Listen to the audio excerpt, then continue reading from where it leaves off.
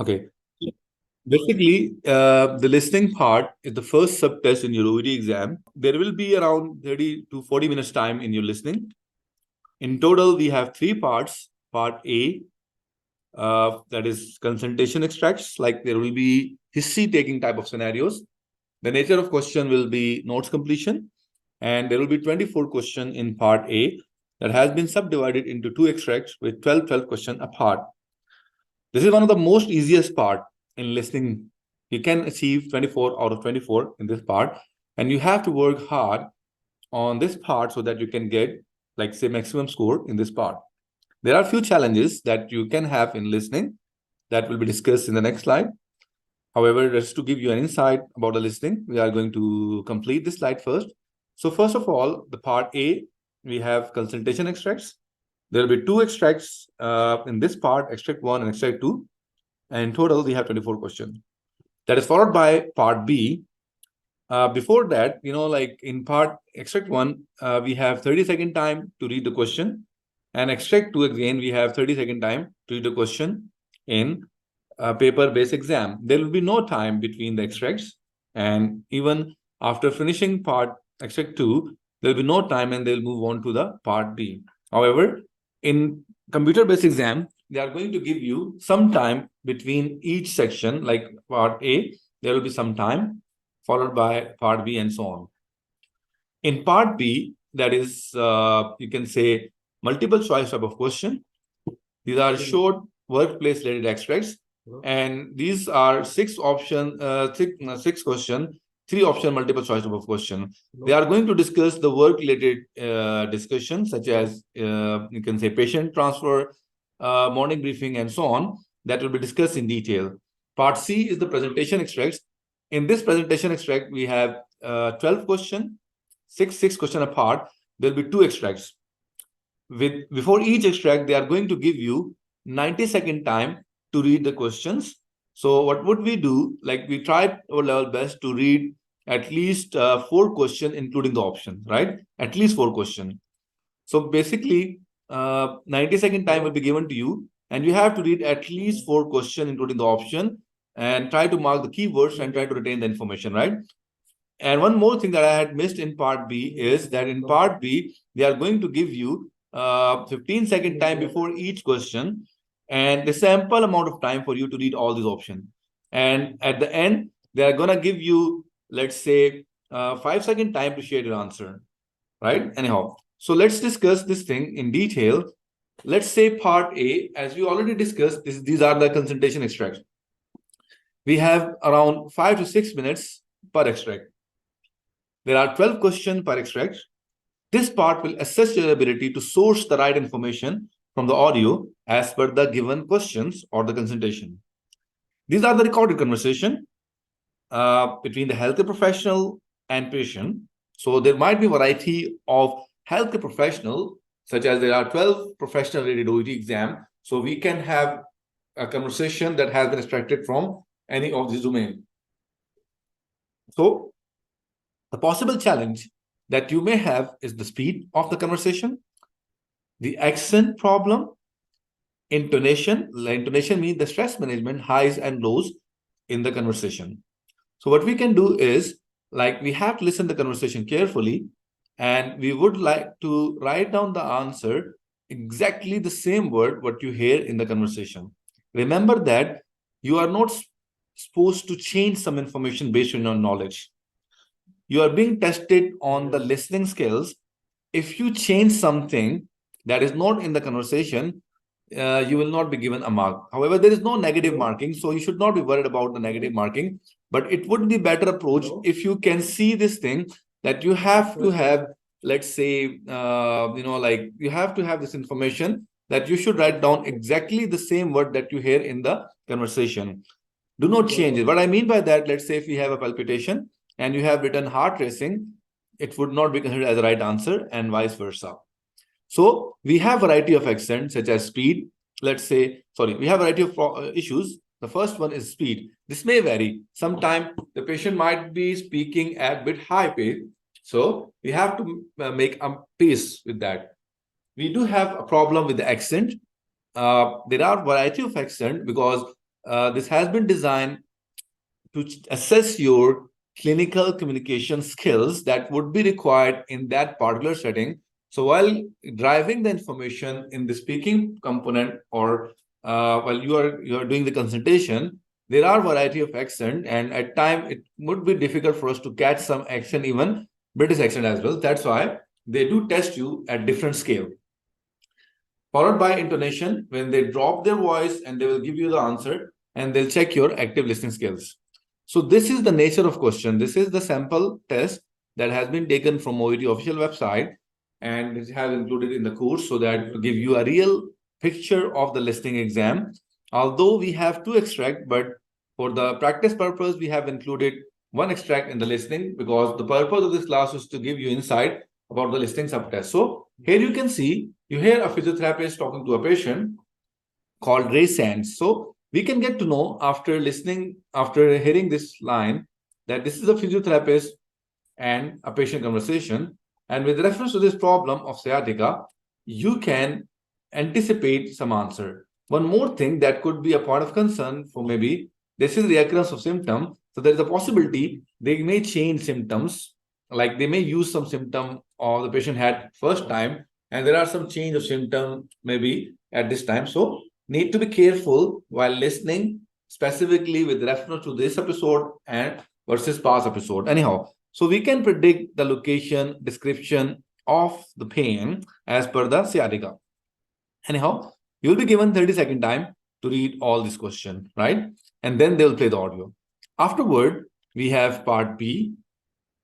In part B, let's say we have 6 questions. With each question, there will be like some time for you to read this option. The scenario is handover, team briefing, is patient healthcare dialogue. Let's say there will be 6 recording, including we can say morning briefing, including patient handover, including discussion between the colleagues, right? So among these options, you have to select the best one out. You'll be given 15-second time to read the question.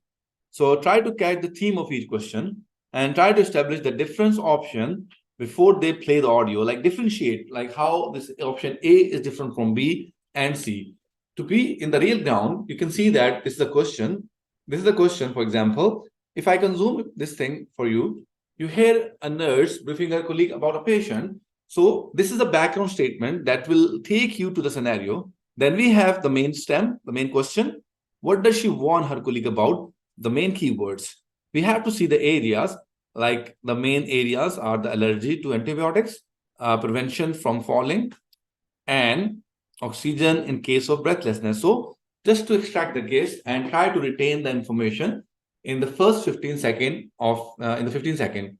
Then they'll play the audio, keeping the warning thing in mind. Need to listen it carefully. There's a possibility that they might not use the word warning. For however, you have to anticipate the answer after listening to the conversation, or predict or infer the answer, not predict actually, infer the answer from the conversation, right?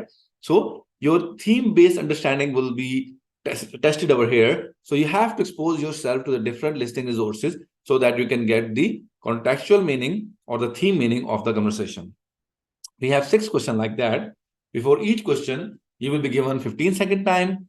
And after each question, there will be some time to mark your answer. Remember that as per the exam guideline, we are not allowed to mark anything over here. And you have to shade your answer like that, right? You have to shake your answer like that. Anyhow, you're not supposed to mark like that answer, like tick or like circle it, but you have to shade your answer like that. Anyhow, so afterward, if you can see there, we have the, let's say, part C. This part C will assess your ability on the recorded conversation. There will be 2 extracts. Mostly the first one is a dialogue and second one is a monologue. However, we can say that sometimes we do have both of the conversation as a dialogue. Yes, we will be given 15-second time for each question in part B. Dr. Sohail will be given 15-second time for each question in part B, right? The previous part that we discussed, we will be given 15-second time for each part in part B. Let's say this is your question 1, 15-second time will be given to you. And afterward, you have 5-second time to mark your answer. followed by part C. Basically, part C will test your deep understanding to the conversation. Negative point in part B and C that they will discuss about each and every option. However, you have to select the best one out from the conversation. You can see there, let's say, why does Dr. Robson regard Chagas as neglected disease? We need to find the reason. First, social. Second, we can discuss about patient often don't realize that they are infected. And the third is impact is small and not spared. So what you can do is do not mark your answer if you listen any of the word from these options in the audio. You must be vigilant. When you listen any word, try to eliminate it out because less likely that would be the answer. Less likely that answer. Basically, I mentioned that as per the exam guideline, you are not allowed to mark anything over here. We just have highlighted this thing for you so that you can understand that which mark should be, which word should be considered, or how you can highlight some important keywords in your mind. But if you want to highlight, try to highlight on this side. It's my understanding. It's not the exam guideline. Anyhow, it could be wrong as well. So when they will play the audio, you have to listen to the conversation and you need to mark the answer right away. So basically, these are the three parts that we discussed. So for the sake of understanding, we are going to practice this thing. They can ask, they will ask you two questions. First of all, what is Chagas disease and why it's neglected disease? So before they can play the audio, logically speaking, in the first part of the conversation, there's a possibility that you might not get the answer neglected. They would define the Chagas disease, and there's a possibility while defining the disease, they would discuss any of the option. So you have to be careful. By the time they won't discuss the neglected option, you would not select the option. So I'm going to play it. Please. Chagas is caused by a parasite called Trypanosoma cruzi. Most sufferers become infected when they're bitten by an insect, commonly known as the kissing bug, which carries the parasite. Right. People often don't realize they've been bitten. So you can see that they have used the same statement. People often don't realize that they're being bitten. First of all, they have mentioned infected over here, and in the conversation they use bitten. So we can negate. Secondly, at this time they are discussing about the Chagas disease. They have not discussed anything about a neglection, right? So you have to be careful when selecting the answer. We'll play it again. And during the initial phase of the infection, symptoms are normally mild or absent. Okay. 70% of those infected never develop complications. For the other 30%, the disease tends to remain silent for a long time. Now they were discussing actually about the part C in the audio at this moment when I've stopped the audio. So they were discussing about the part C. Now I'll play it again. Part C. But it eventually enters a chronic phase characterized by serious cardiac, digestive system, and neurological disorders. About 7 million people worldwide are thought to have Chagas, but it attracts relatively little publicity or funding for research. This indifference is largely down to it being primarily a disease of marginalized communities in Latin America, where it's endemic. You need resources to force significant action. Right, I see. And are there any concerns So in the we can see- USA? Silent for a long time, often 30 years, but it eventually enters a chronic phase characterized by serious cardiac, digestive system, and neurological disorders. About 7 million people worldwide are thought to have Chagas, but it attracts relatively little publicity. You can see that it attracts relatively little publicity. That was the replacement for the neglection, the substitute words, right? So they will give you answer now. Or funding for research. This indifference is largely down to marginalized communities in Latin America, where marginalized it's community. endemic. You need resources to rise by serious cardiac, digestive system, and neurological disorders. About 7 million people worldwide are thought to have Chagas, but it attracts relatively little publicity or funding for research. This indifference is largely down to it being primarily a disease of marginalized communities in Latin America, where it's endemic. You can see that for the social group, they use the marginalized community. They use the similar word, like patient often don't realize, they use the impact small. So the option A was highly paraphrased, that was the answer, right, sir?